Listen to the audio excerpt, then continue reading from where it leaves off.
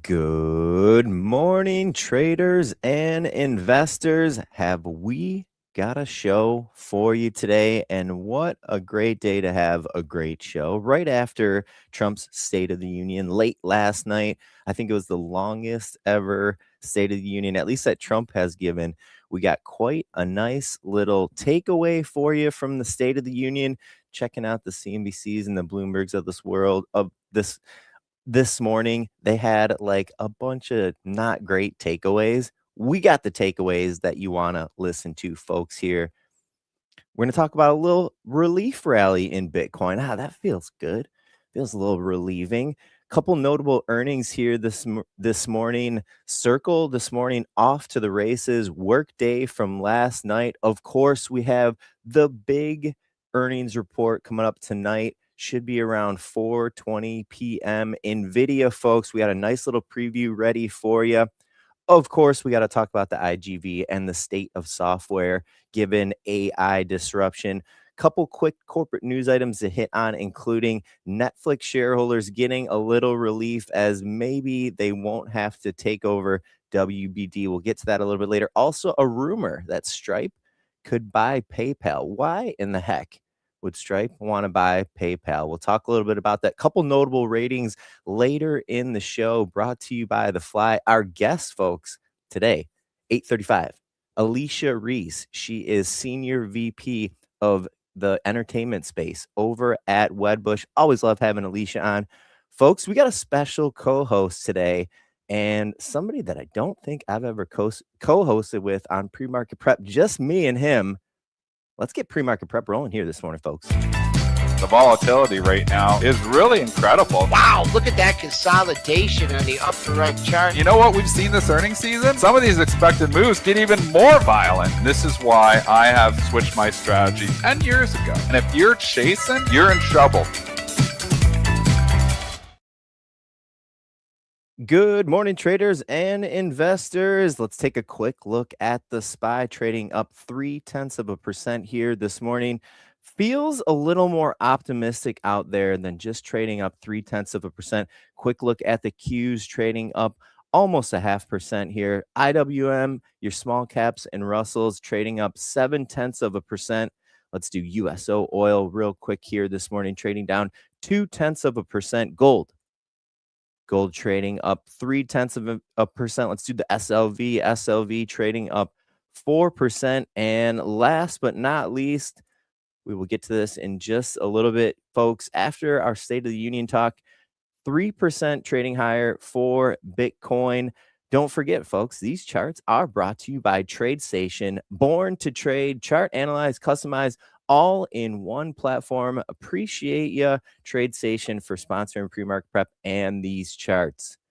All right, folks, let's bring in our special host here, Money Mitch. Good morning, traders out there. How we doing? I'm back, and we got so much to talk about. Last night, the longest State of the Union. Let me know who is actually out in the chat watching every second of the speech, because we all know there were some of us snoozing out, right? Did you snooze out, Mitch, a little bit? Yeah, A little I snooze, could just be a little? honest. I was watching the beginning part of it, and I was just like, man, this is starting to put me to sleep. But of course, I tuned in this morning and just said, you know what? I'll wake up early. I'll get ready. You know, the early bird gets the worm, and I was out there getting the worm. So we're ready to talk about what happened, of course, in the State of the Union. And of course, if you go to CNBC, you'll see right at the top, you'll see the top 5 things, the things that you should have known from the State of the Union. Yes. Well, those are all things that might be their top 5 for the media, but we're traders here, right? So we're looking for trading implications, right? That's what I always focus on, because if it's just hoo-ha or kind of fluff, we'll leave that for the other medias, right? We'll focus on how we can trade off of it. That's what Pre-Market Prep, that's what STN are all about, weeding out that noise. There's so much noise out there, folks. We want to get you just the stuff you can focus on if you're a day trader or an overnight trader or a swing trader or maybe even a long-term investor. Mitch, let's get to some of these takeaways for the State of the Union note. You had 4 or 5 good takeaways, And at the top of your list was related to housing. Trump saying that he didn't want private institutions to be buying residential homes. And this is something that we have heard about before. There was some implications for like a Blackstone or a KKR a couple months ago. But yeah, what was some of the takeaways here from this one? Yeah, a couple of things. Of course, we've all heard about the kind of the private mortgages, and I can even tell you a personal story from that. But he also gave some fact checking, right? I want to bring in the fact checking. He did claim the cost of living is coming down, gas is coming down, eggs are coming down, but he also said that mortgages rates were at a 4-year low. Okay. That's something to think about, right? Because he's also really worried about housing, right? He Yeah, confirmed that he signed the executive order banning large Wall Street investment firms from bulk buying single family homes. He asked Congress also to make this ban permanent, which he's saying here that we want homes for people and not for corporations. Of yep, course, this is something to think about because it could be a direct shot at firms like Invitation Homes, American Homes for okay, Rent, okay. and there's a private company, Progress, that I'll just be as honest as I can be, guys. I actually sued the out of them. But hey, that's how it is because I was dealing with this same issue. Ah, okay, I actually dealt with this issue of these kind of big kind of companies owning them. And I can tell you, I'm here in Florida, you look around Orlando, these are the companies that own the homes. They didn't buy sure, one, they didn't buy two. It's like Trump says, they were buying bulk, right? They were buying hundreds. And when were they buying it? In the pandemic, when the interest rates were at its lowest, right? So they took advantage of really low interest rates that they could go ahead and leverage their capital to buy as many homes as possible.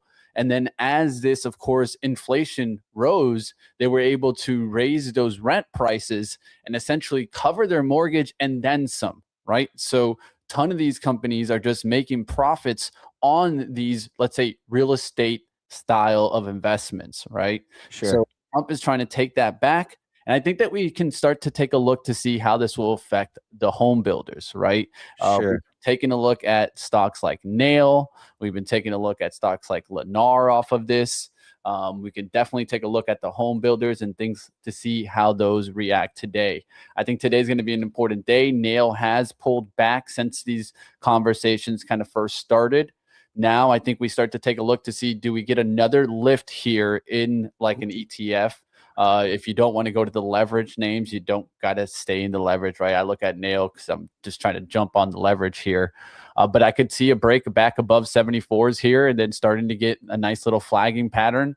And we know how this is also kind of helped in with the Home Depot and different sure, action there, right? With the home sure, improvement stores and how that can kind of come weighing in. I think in the long run, this just tells us more and more that there is an affordability issue, right? And Trump is willing to do something here, right? This mhm, is the mhm. first step, I think, in what he needs to take his approach towards the midterm and trying to gain some voters. So, Midterm in about 9 months or so, yeah, right? yeah, Yep, 9 okay, months. I think this is just okay, the first step that he'll take in housing to try to bring in some of the votes back. So sure, let's sure, stay sure. with this and make sure that we're watching the housing companies to see if the price action starts to lead and tell us that there could be something coming down the line, right? A lot of investors watching for this, and I think it's something to watch for. Hmm. Okay, so we're gonna get to healthcare here in just a sec. This was another takeaway that you had, but I wanna mention something, Mitch. You talked about it's just called the pledge, right? The Yes. pledge and the implications here for utilities, for independent power producers like a GEV, like a Mhm. CEG, like an NRG. Tell us a little bit about this because I wasn't privy to this even when I was listening a little bit last night. Yeah, so of course Trump unveiled what he called the Ratepayers Protection Pledge. Of Okay. course, with all this kind of data center growth, one of the biggest concerns that has come out from consumers and communities that have these data centers being built is all what happens to the grid, right? What happens there, right? Mhm. Well, Trump was elaborating on this, and he was talking about it, how it's saying that, yeah, of course, consumers are concerned about driving up utility bills, right? So he said that we have an old grid and that it could never handle the kind of numbers, the amount of electricity that's needed. So I'm telling them that they can build their own plant. And this is one of the things that has been talked about in this data center outlook. And it's mainly focused towards what area? It's an area in utilities called the independent power producers. Because if you need to create your own plant, well, these are the names that you go to. So, of course, what are the names, right? Because everyone's out there like, give me the good stuff, Mitch. Well, the good stuff is, of course, taking a look at stocks like GEV, right? Sure. That's your top best of breed, right? Then you can take a look at other independent power producers like your CEG, right? And then you're looking down the line to like a VST, Sure. right? Yep. And then you have NRG, and I'll give you guys one more to look at here. So that's 4 names, and we'll give you a fifth, Okay. TLN. And I can give you guys specifics on this and we can expand on the story, but it's important here because another implication that could be coming out of this is, well, what happens to the CapEx spending here, right? Because there you go. a lot of people are worried about a couple of implications, right? So the first one's utility. The second one's nuclear power developers. And the third major domino here is what happens to the tech sector's CapEx plans. Because if I'm, let's say Amazon or Microsoft or Google and all these companies trying to CapEx spend, Meta, big expenditure coming, well, did I weigh in that I'd have to create my own plant for every single one of these? No. Probably not, right? No, probably we not. were thinking that maybe in certain areas, right? I'm sure in certain areas they knew that the grid wouldn't handle it. So they're selectively picking locations based on the grid, right?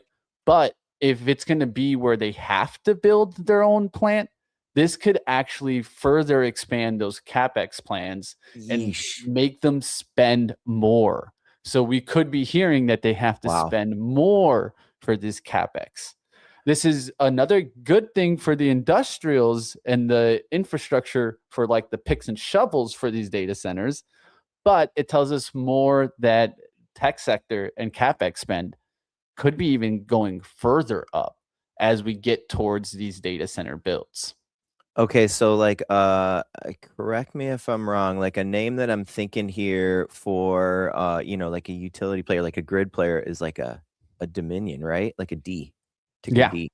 Yeah. Like, so what you can think about, right? So who are kind of winners and losers in the utility space, right? I think now that's what we're we need. Getting to winners and losers of the utility space. This is interesting.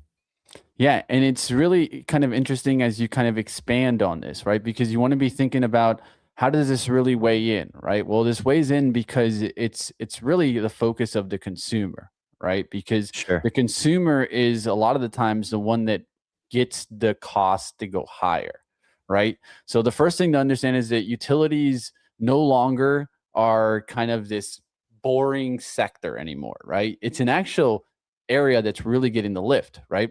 So AI energy has created a crisis here, right?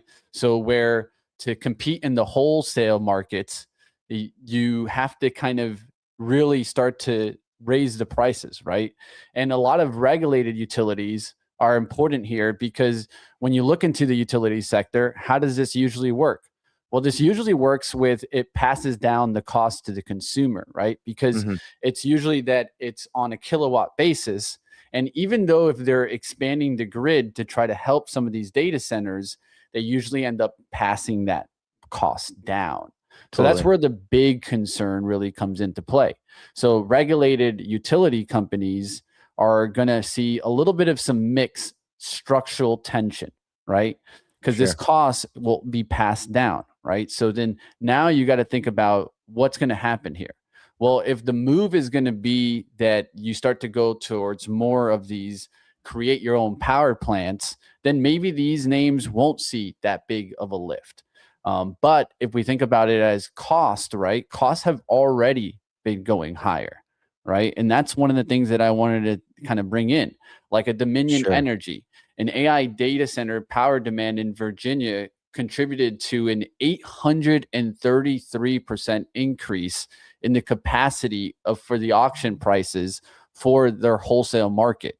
So you can see they're already getting these big drives. Now the question will be, does these independent power producers just start to get all the money rotating towards them because they expect that it won't go to these normal grid players like Dominion Energy, let's say your Duke, your DUK. AEP, your American Electric Power, and all this. So now I'd be taking a look to see, do some of these names take a hit today?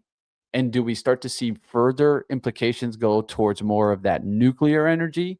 And the most important one, the one that works right now, which is gas turbines. So gas is the focus here. Natural gas is the first focus that could be seeing that lift. It shifts towards nuclear, and then it shifts towards fuel cell, right? So Bloom Energy still plays into this outlook in the long run. That's kind of like your third option down the line. So I think right now your first best of breed is like a GEV, which is gas turbines, right?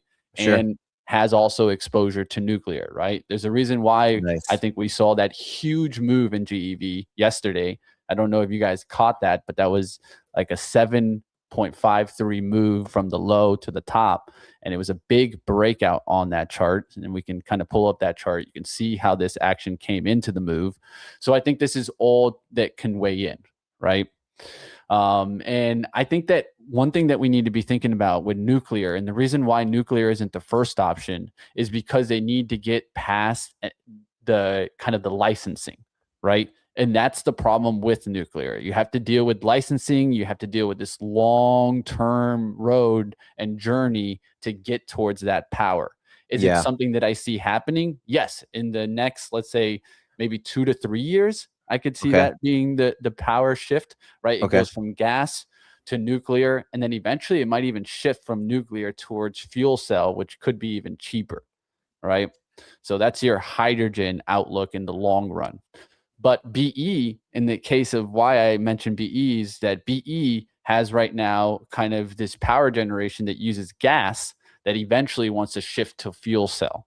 So that's why you're seeing BE do well here. It's not just because they have fuel cell outlook, is that because they can use natural gas for the time being and then shift over. So I think this tells us that the energy trade is here to stay, Brent. So I think that we continue to watch the utility space to see if we continue to see more lift in this.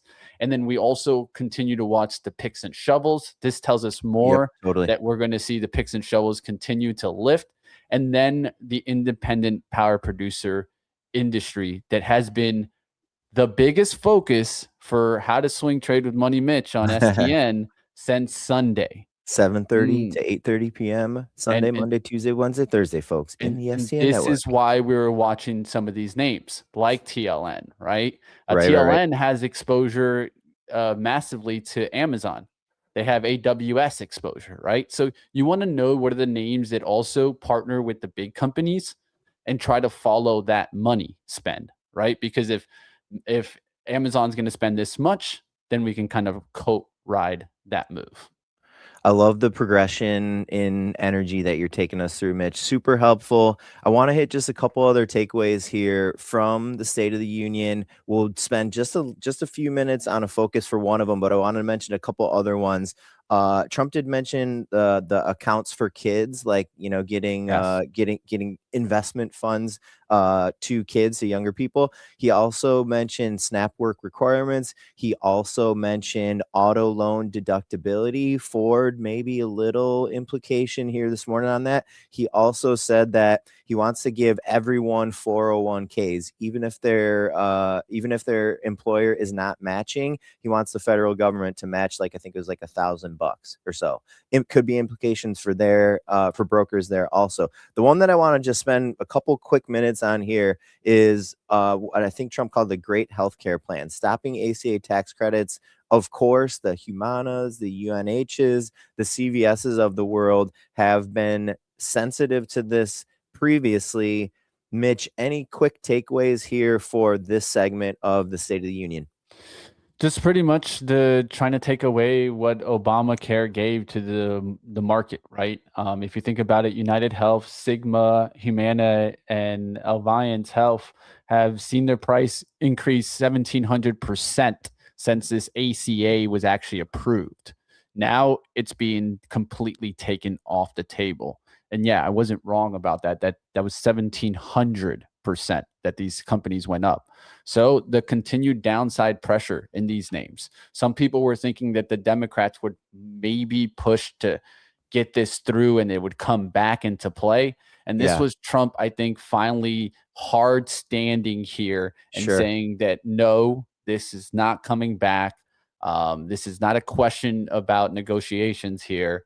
And I think that we need to really start to see, will we see further downside in healthcare plans? Because this is actually causing an anchor on the XLV overall in healthcare. Because I think the XLV wants to go, but because the healthcare plans and they're big, right? They're big part of the XLV is holding back some of these action. I think that's something that you need to be looking at if you're looking sure, for a healthcare breakout. If these sure. names could have some relief, yeah, you could get the healthcare breakout, right? But if we're going to see continued pressure on these healthcare plans, then we could see further deterioration. And another thing is to mention, right? The reason why this is important is because these insurance companies were getting paid whether you were sick or not. So they were getting these Right, credits, whether even if you weren't even going to the doctor, right? They right, were getting right. paid literally. All right, let's jump over to Bitcoin here this morning. I'm gonna pull up the chart, and I want to say thanks to our wonderful sponsor, Hive Digital Technologies, a global leader in green power data centers for Bitcoin mining, high performance compute, and AI, operating with nearly half a gigawatt of renewable energy. Hive is one of the fastest growing Bitcoin miners, on track to grow even more this year. There's a QR code in the bottom right corner of your screen right now. You can scan that on your phone. There's also a description. There's also a link in the description. You can click over to hivedigitaltechnologies.com. Bitcoin here, and the IBIT this morning trading up a nice about 2.5%. Bitcoin moving over that 65,000 level. We're trading around 66,000 if you're looking at Bitcoin itself. Mitch, how does it feel to have a little bit of a relief rally, dare I say, in Bitcoin here this week? Yeah, I mean, you can see a little bit of the action here. I have the actual Bitcoin chart pulled up here on the monthly, and then you can see how it's been a massive pullback towards this kind of 60,000 level. Of Yeah, course, we're trying to hold this resistance, right? So I think this is where you're finding your longer term buying, right? They're looking at the left, they're trying to judge the support that was prior resistance and taking bets off of that. The question is, what happens if this 60,000 level kind of gives up? I think yeah, that's where your real concern really starts yep, coming in. That's when you start to break trend line approaches where even this trend just stops making sense. Right. And so I think right, that's what you right, need to right. be worried about. Once you start to break the line like that, that's when you start to really get into more of that head and shoulders look area where you'll start to Sure, really get bearish about sure, Bitcoin. And I think at sure, this point, Bitcoin is in a winter. It's not just a quick move up. And I think if anybody knows about the crypto space, you know that this could take a long time to develop and how long it could be. It can be a couple of years that we could see downside action, right? This went down in 2021 all the way towards like 2023. And then we started to see the lift come back into play. We look like we're on these declining actions, and they take a lot of times longer than a year to develop back to uptrends. So I think in this case, I'm going to be slower in Bitcoin bounces than faster, right? I think sure. it's not a think fast move, it's a think slow move. And what I Mm, mean by that is wait for longer term trends and something that can actually show us strength to change in the price structure. Right now, it's sure, just relief bounces. right. Relief bounces that we've seen every single time have been short lived, right? So unless something changes here or we see a crazy rip in the market, I'm still in the camp that this is still on a declining action, and seasonality is not good in April here for Bitcoin, right? You can see it here. It has a tendency of declining in April, where Bitcoin has usually its strength is in the end part of the year after October as a tendency of outperforming.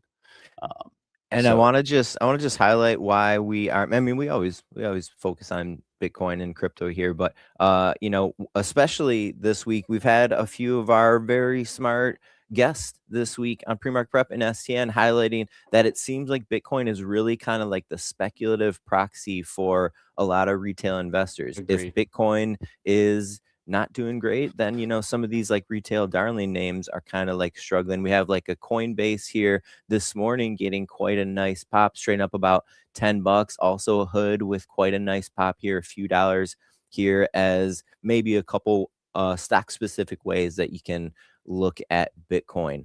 I want to jump us over to earnings. We're going to do Circle and Workday real quick. And then, folks, we're going to get you to a nice little Nvidia preview before we get our guest, Alicia Reese from Wedbush, keeping on the Bitcoin path and the crypto path. Let's do the earnings for Circle. Circle earnings were out, I believe, this morning.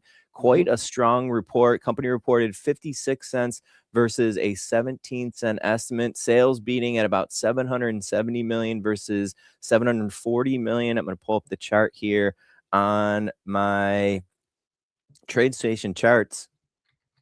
And Mitch, did you have any quick takeaways from the Circle earnings or, excuse me, the Circle chart?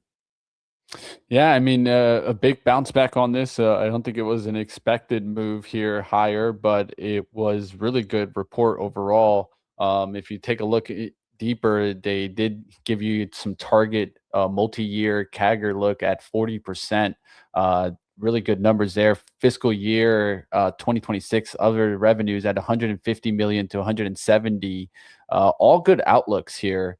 So the Sure. bullish drivers, of course, strong growth in USDC adoption and transaction volume, bigger reserve income for fast growing stablecoin ecosystem. So it seems like these stablecoins are really getting kind of that lift in volume, right? Higher EBITDA expansion is showing up there on the earnings. So all things to kind of look into. They did note kind of risks still noted by analysts here, dependence on yield from reserve assets and interest rate pressure is the kind of the concern there. Circle, we'll see if this can actually kind of hold in here. I think this could be kind of your relief rally type of name, right? Do I think it's coming back there towards 300? I don't think it's coming back anytime soon, but I think you are finally undercut the IPO low. What was that low there? We got 64. Did we? And yeah, we cut it and we undercut it, right? We went to 55. So at this point, you can start looking at that low right there, that 64, to see if it starts holding. Right, that's one of the areas that I'd start looking at with the IPO low. When you reclaim that, a lot of the times you want to see if that starts to hold. It looks like we might have to reach out to our life cycles guy, our IPO guy, to see how he thinks about Circle now. Eric. Yeah, I know he's usually good at those. So take a deeper look. Sure. Let's do Workday here real quick. Workday report was better than expected. They reported 247 versus a 232 estimate. Sales pretty much in line at around 2.5 billion. Stock just started selling off right away. Actually, I think there was a little move higher, like a couple minute move higher, but then it just started selling off right away. We had some commentary on the conference call from one of the company execs. I want to read it to you because it is very telling. And Dennis was in the background last night listening to this, and he was like, "Oh, that's not good. You've all heard," quote, "you've all heard the narrative out there that human resources, enterprise resource planning will be replaced or relegated to the background by AI. I personally just don't see that happening. I personally just don't see that happening." At least Dennis, he was like, "You gotta have conviction. You gotta say, no, you're crazy. AI can't replace what we're doing. That's the craziest thing I've ever heard." But, the exec was kind of like, he was kind of leaning into it a little bit even. Did you have any thoughts on Workday results, call, or chart here, Money Mitch? I think Workday realizing that their business model is in trouble. And that's what I've talked about. And I Yep. think that that's what you need to keep looking into when you're looking in these software companies. What's their business model? What gives them a true competitive advantage? It's not just data, right? It's how you process data. If your processes are complex and really hard, then yeah, you might be able to survive for a little bit while longer. But if Mhm. you're just an HR company, let's be honest, that's more structural, and AI can do Sure. way better structure than humans can make, right? Sure. So I think in this case, I think companies like Workday, companies like Asana, companies like Zoom that we'll be hearing from tonight, right? Uh, Yep. Names like that, big trouble because there's no competitive advantage. Also gonna be hearing from Salesforce. Also gonna be hearing from Snow. Also Mhm. gonna be hearing from Trade Desk after the Yeah. close today. But of course, the big one is Nvidia, folks. Nvidia earnings expected out around 4:20 p.m. They reported the last few quarters right at 4:20, so a little bit later in the session, whatever that means for you as a trader, as an after-hours trader. Expected move around $12 in Nvidia. I'm gonna pull up the chart here. We know the stock has been stuck in a range for quite some time. We are looking for earnings, folks. When the company reports tonight, we're looking for earnings around $1.54. We're looking for sales around 66 billion. Want to mention that the call is not till 5 p.m. If they report at 4:20 p.m. Eastern, call not till 5 p.m. Kind of makes sense. Our friend over at Wedbush, Joel Kalina, giving some good insight here this week ahead of the report. Joel Kalina looking for, he calls them bogeys, looking for looking for Nvidia to report Q4 data center sales around $62 billion. So consider that as a portion of the total sales. That's very interesting. Joel looking for Q1 sales around $74 billion. This is the guidance now here, folks. This is going to be the important focus for the Nvidia report. Of course, the quarter is important, but that is past. That is looking in the past. The guidance, of course, looking in the future. That's important. Looking for Q1 sales, 74 billion, earnings around $1.73. What to watch for? Concerns about financing data center builds, power constraints, and also margin fears given memory pricing right now. Want to keep those three things on your radar. That's what Joe Kalina is going to have on his radar. And in one of his notes this week, he also pointed out a little commentary here, a little contrarian take. He said, it's headlines like this that make me more bullish on Nvidia. He had noted a DA Davidson analyst who called for a gut punch in Nvidia. He said this is not a bellwether anymore. This is the DA Davidson analyst calling Nvidia not a bellwether anymore. And he thinks that the market has picked other AI winners. Joe Kalina taking a bit of a contrarian stance on that. He thinks that that makes him even more bullish on Nvidia here into the earnings tonight. Mitch, I see you scanning around in the background there. What are you thinking for Nvidia earnings tonight and moving forward? Yeah, I think the big watch for me is waiting to see what the China numbers come in, because of course we all Okay. heard how that kind of developed, and I think that if there's any area for Nvidia to really find growth, it's in China. So I think that's going to be my biggest focus. What China comments do we get? Of course, we'll be taking a look to see how the sales of the H200 AI accelerators and Blackwell GPUs into China could influence some revenue. So I'll be watching for comments on that. And of course, so they did get kind of that green light that they were kind of split some revenue with the US, right? So let's Oh, hear yeah, sure. how good they did in China, right? Because that could be the surprise where it's like, oh, okay, so they're really growing in China now. That's the lever to pull on. I think that you still have Sure. a whole area, a whole TAM that you haven't really got into where you've gotten that big exposure to. So watch for Sure, that sure. on your Nvidia report. Do you listen to conference calls, Mitch? Like Oh, personally, I do you? do. I think it's Yeah, one. I think it's more important than the report, because you get the small awesome. details. You get Yeah. talks You, about that, right? you get the tone, you get the nuance. Yeah. Yeah, I I don't listen to a ton of calls, but Nvidia, I absolutely gonna be listen to tonight again yeah. at 5 p.m. Small details, guys. Look for those in reports. That's how you can find some of the best trades. It's usually not the obvious detail, it's the smaller detail. Like, let's say, like Sure. we talked about the State of the Union with the tech conversation, CapEx conversation focus, but then how does that play in for the utilities? It's not the easiest quick play, but it starts to get you to start focusing down the line and infrastructure conversation. Take a look at that earnings calendar. It's been a great one, right? We still got a lot to take a look into later. Of course, tonight, some big boys coming in, and it's going to be a lot of what shakes up IGV. So if you're wondering how Sure. IGV is going to be looking, well, it's going to be looking completely different after tonight, right? Good So point. it's going to be very tough to, let's say, just get real raw bearish here, because you Mhm. never, like, if I was a bear here, do I want to just come shorting names that are going to report tonight? I don't Let's necessarily think that let's that's see kind of what the big happens. lean, Let's right? see what So happens, I think. small So we details from the small details. cybersecurity company like Snow. We're Sure. all concerned. Is Claude taking over the world?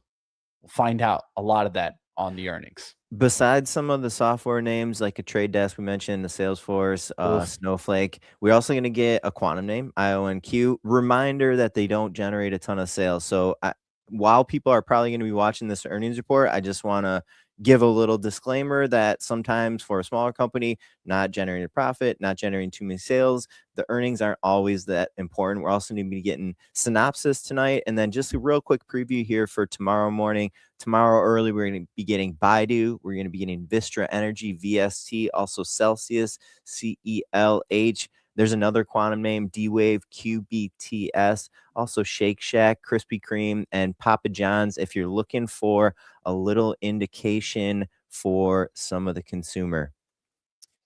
All right, let's go to our guests here, folks. Let's Alicia do Reese it. coming in.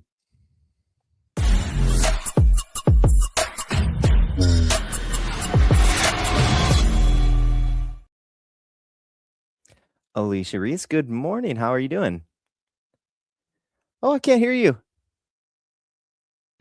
Sorry, didn't hit the right button. Good morning, That's guys. How you okay. doing?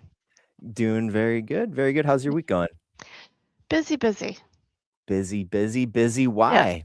Busy because of Earnings, yeah.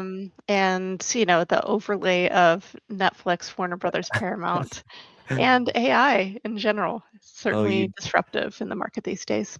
you don't say it. We were certainly gonna cover the Netflix, Warner Brothers, P-Sky saga, but I thought we would save it until we could get you on to hear some of your perspective on it. So last night we got a little news, we got a little updated news. Netflix shareholders seemingly getting a little relief, maybe away from the Warner Brothers deal. We heard that Warner Brothers say that they thought there could be a reasonable chance of getting another offer, maybe from P-Sky, and maybe Netflix investors kind of going, oh, glad we're not going to be doing this WBD thing. Do you think that's why Netflix shares started moving higher a little bit last night?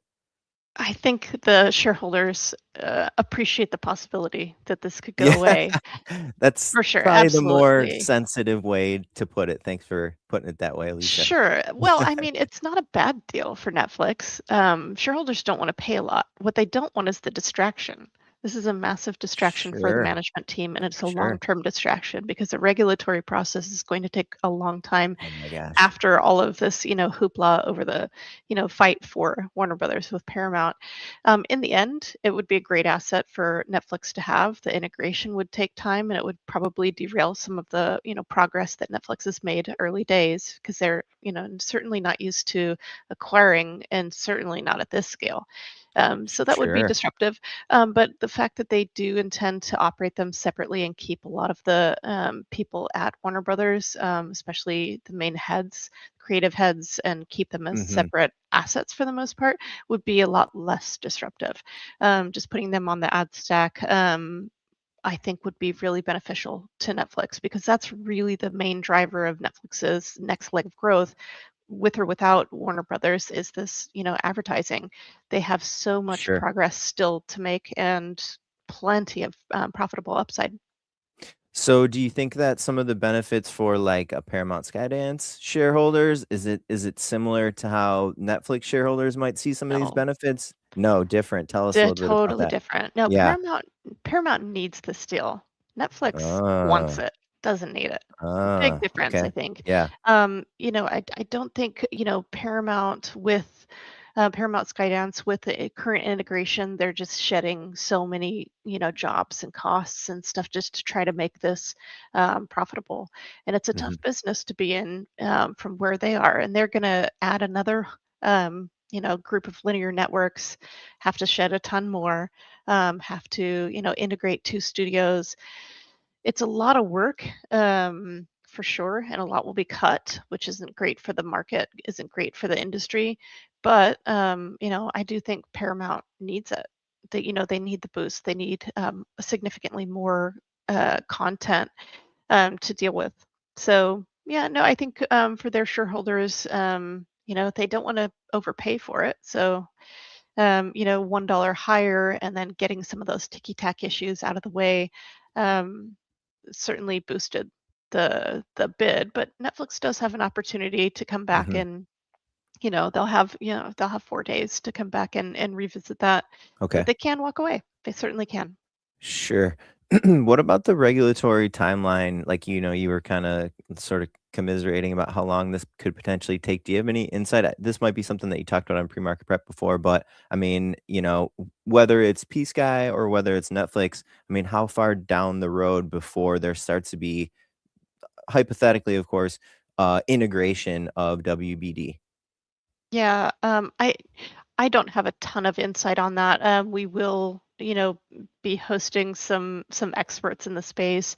The likelihood is, at least a year for At Netflix, least a year. probably Sure. less for Paramount, but it's Okay. still pretty hefty, especially on the linear Mhm. integration. That's Yeah. particularly why, nobody else wanted to get the deal as a whole, and Warner Brothers was happy to split that apart because that would significantly reduce the amount of time that anyone Hmm. would have to spend in regulatory review. Sure. Um, but PSky also has to do a CFIUS review, so that could be potentially lengthy as well.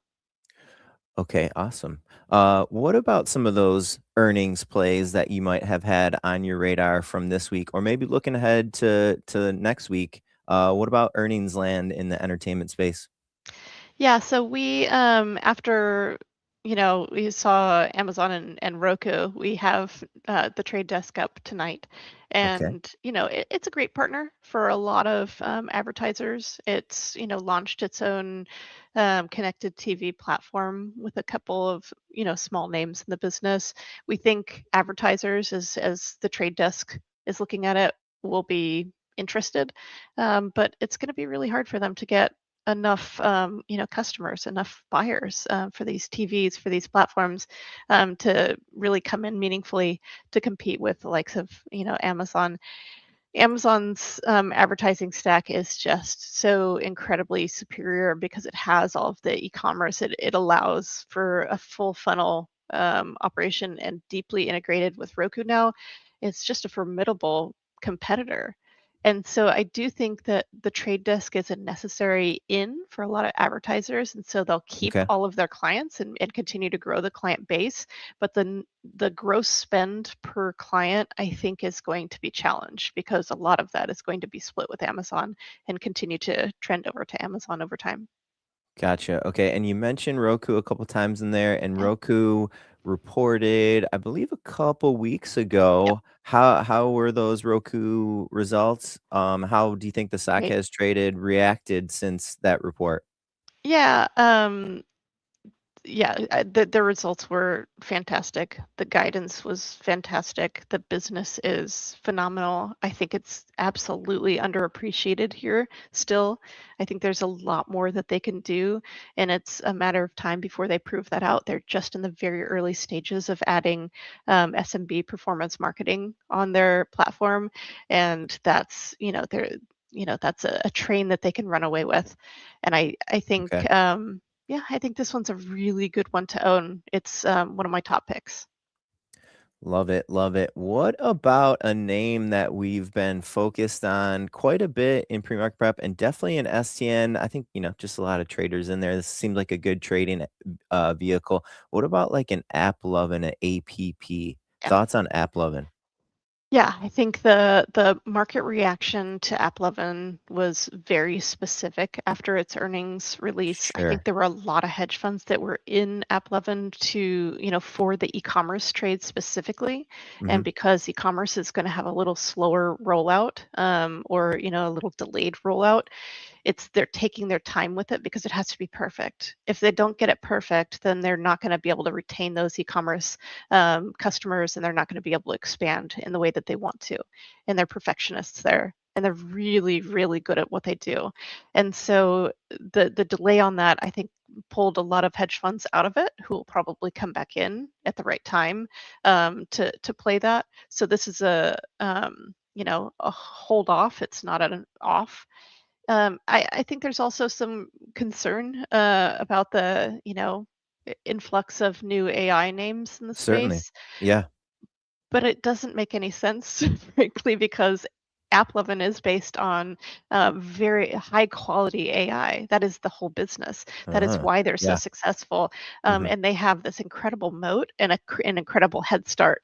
So it's odd to think Sure. that a newcomer, can come in and take the space when their model has already learned so incredibly much. Eh, it's just an odd argument, frankly, Sure. to hear that on AppLovin, and I In think they'll rebound.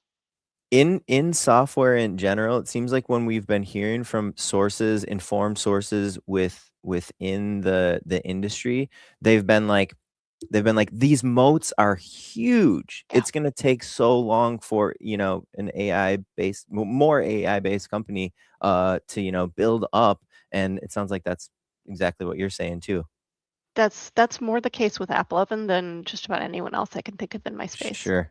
Sure. Yeah, And we heard a Bloomberg report. I just want to ask you about this. We heard a Bloomberg report, I think it was last week on Friday, that the probe that the SEC was looking into with AppLovin is, quote, still active and ongoing. sure. I think maybe the market initially took that as like some kind of concern. But I mean, is this a concern? I thought this probe was probably going to be going on for a pretty Yeah, it's long gonna take a time. while. Exactly, exactly. It is an Should and overhang, it is an certainly, over and, certainly. we don't have any particular insight, into that. However, Mhm. I would say, if the issues were as big as, they're being, purported in this report, then a lot of the customers wouldn't be customers. That's a great Um, point. and the bottom line is that AppLovin provides so much value to all of its customers that they don't have the strength to find alternatives. If a great alternative comes in that is more, open, like CloudX purports to be, then perhaps they'll lose some market share. But everyone who we talk to in the space, all of the game developers, or sorry, not the Mhm. game developers, but all the developers who are on the platform in one way or another, find so much value in AppLovin that it's an absolute must-have. Even, if you add some others along the way, and adding others along the way is an expensive and time-consuming process as well. And so I Sure, think I think AppLovin will be able to prove that, it's not utilizing all of these you know backdoor data piles, the way that it is purported to be doing. It simply has a really robust model that has taken a long time to learn, and has learned sure, very well. sure. I wanna ask you about one more stock that I know you cover Yep, here, and then I wanna zoom out a second and kinda ask you a little bit of a broader question, but sure. Unity, ticker U. Yeah, this one's a little bit different than AppLovin. It's been hit very hard, of course, since the earnings report. Um, I would say on for CloudX entering and Unity saying that it can, basically pull back on its mediation business, and just partner on that instead, was was a big shock to the market.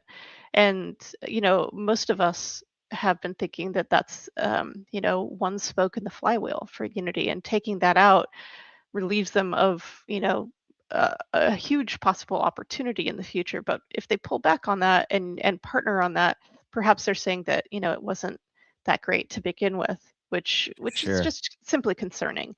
Mhm. They're saying it wasn't that important. We do really like their game engine. We think it's phenomenal, and we think that that's at the minimum a baseline, because they can come in and get bought by the likes of Google if if Google Wow. wants a game engine Mhm. for its uh, oh gosh, I've forgotten the name of the Genie Project Genie. If they need a game engine for that, which is the only way that that Sure. can be useful in the market other than just a simple tool for developers, Right. then they would need that. So Unity's game engine at the very minimum would be a good purchase. Um, Outside of that, they're still a great company. They still have a lot going for them, and they're not getting out of the mediation business. They're partnering. So, Mhm. I think it's been oversold post earnings for sure, Sure. Okay, despite the concerns. so you also cover IMAX and Mhm, some of the movie theater players, and just zooming out here and kinda calling back to, what I think, for better or worse, is the market's main focus right now, which is AI disruption. Do you mhm. think that there's, I guess maybe a better way to say it, how real are the odds that for, and this is a little tangential to what you cover, but I mean, how real are the odds that AI content generation is a major concern for some of the studios and some of the other players in the mover space? I think it has already been a concern, and the concern is not just for movie studios, but all content creation.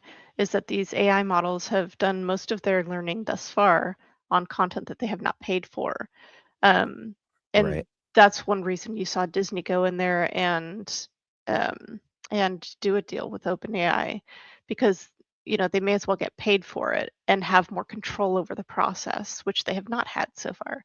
Um, I think you're gonna see a lot more of that, a lot more of those collaborations where there's a lot more control on the studio side, where they Okay. can integrate this as a tool instead of just being taken advantage of completely. Sure. And then they can see this, the content creation will still be human driven, but the processes will be improved by the AI.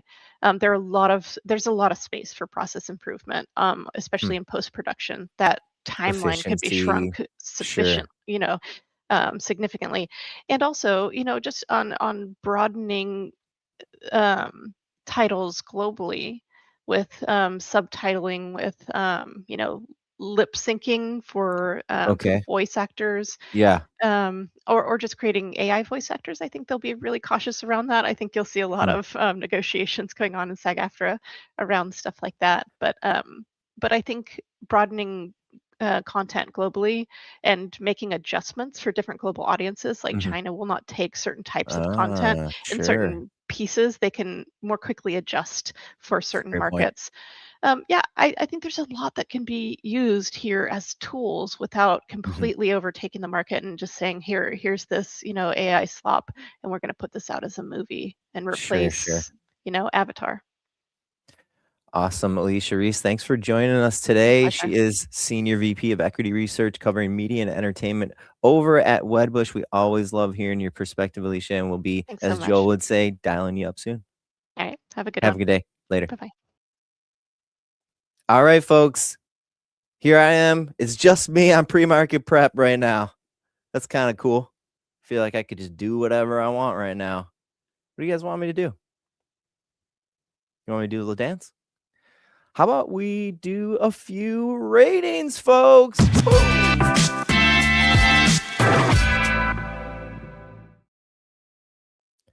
Rating the Ratings is brought to you by The Fly, your source for over 1,000 breaking news articles daily, delivered in real time with custom filters and alerts. Discover their new The Fly Pro platform with AI-powered company analysis and unique KPI charts for deeper insights. There is a QR code in the bottom right corner of your screen right now. You can also click the link in the description. It'll take you over to thefly.com, where you can learn more about this news and research platform. A few notable ratings here this morning, folks, and I think y'all know which one I'm going to start with. Mid-morning here, I'll pull up the chart on this one, and you can see very clearly on the chart when this happened. Give me just one sec while I pull this up on my TradeStation charts. Guess who it is, folks? It's Oracle. Oracle getting an upgrade here this morning. You could just hear the collective Oracle shareholders breathing a sigh of relief at any optimism in this name, getting quite a big move for just a rating. You know, this is a decent sized move in Oracle. Shares moving up a good $3-4 here this morning. For a rating change, this is like a large move in my opinion. And I want to read you a little bit of the color here. Thanks to Fly on the Oracle upgrade by Oppenheimer. They upgrade from perform to outperform. Get you a little color here. Oppenheimer saying that while its call may be early in Oracle, since it will take time Oracle to show financial success as a more capital intensive business in future results, Oppenheimer sees a favorable risk reward after the stock's multiples have been cut by more than half since September. Oppenheimer arguing that Oracle is a strong earnings per share compounder and an AI winner as sentiment shifts and amid mitigating risks. As far as the call goes, I'm going to give this call like a C. Like, it's not the greatest commentary here from this Oppenheimer analyst or these Oppenheimer analysts, but this is massive for Oracle shareholders, just getting any kind of relief that they can get. Shares just recently getting back over 150 here in pre-market action, folks. A couple more notable ratings I want to do. We got a few minutes left. Also saw a UBS upgrade of IBM this morning. I'm going to pull up the Fly here, and we'll take a little peek inside of the Fly. Let me pull my charts down, and let me pull up the Fly so we can just read right from the Fly. Thanks to the Fly. Very nice little platform they're running over there. A little color from this IBM analyst upgrading this UBS analyst upgrading IBM away from sell. The company upgrading to neutral, unchanged $236 price target. Folks, I want you to consider that UBS had a sell rating on IBM since January of 2022. So as I'm reading this color here, certainly take this with a little grain of salt. According to UBS, reason for their IBM upgrade this morning, the firm says the stock's risk reward is more balanced going forward following the 22% sell-off in 2026. The competitive risk for AI to IBM's Z vertically integrated platform is now largely reflected in the shares. UBS does not expect IBM to see mainframe disintermediation over the next several years, given its, quote, strong customer stickiness, customer data sovereignty, and complex vertically integrated stack that provides quantum safe encryption. Interesting call here. UBS analysts feeling like this is the time to stick their neck out on IBM. Let's do one more rating here in our the rating segment. Also, Enphase getting an upgrade over at Jefferies. Let me pull up the color here and read you a little bit of color from this Enphase upgrade by Jefferies, upgrading the stock from hold to buy. Price target also raised from $42 to $57, according to the Fly on Jefferies and Enphase call. Following a 2026 volume trough, Jefferies sees demand and margin visibility to improve. The primary constraint that had kept the firm on the sidelines was uncertainty around the magnitude and sustainability of volume growth following what it expects to be a trough year in 2026. But its checks now point to growing confidence in the PPL offering. That's a product by Enphase, highlighted by a collaboration with Green Tech, the largest U.S. solar distributor, according to, again, Jefferies analysts. All right, folks, that's going to wrap up our the rating segment here, and it is going to wrap up pre-market prep for this morning, this Wednesday. Joel is going to be out for the next week or so on a very much deserved vacation, and Triple D still under the weather. Hopefully, Triple D will be feeling a little bit better later this week. I want to just give a quick little preview, some more programming in STN and pre-market prep, folks, at 10 a.m. On a lot of Wednesdays in STN, we do have the pleasure of Mark Chaikin gracing us with his presence. Mark Chaikin from Chaikin Analytics will be joining us at 10 a.m. in the STN room, folks. 11 a.m., Chris Bretcher has a nice little half-hour quick segment, just a quick little blip. That's at 11 a.m. to 11:30 in STN. And then later here on the Pre-Market Prep YouTube channel, folks, none other than our options guru, CC Legator, with his Wednesday show, Options Unchained. Tomorrow morning, folks, we're going to be getting Hive-sponsored Crypto Corner segment with Frank Holmes and the Trading Edge with Trader Prad at 1 p.m. on Thursdays, folks. All right, folks, we're going to wrap it up here on Pre-Market Prep. We'll see you over in STN. If you don't join us there,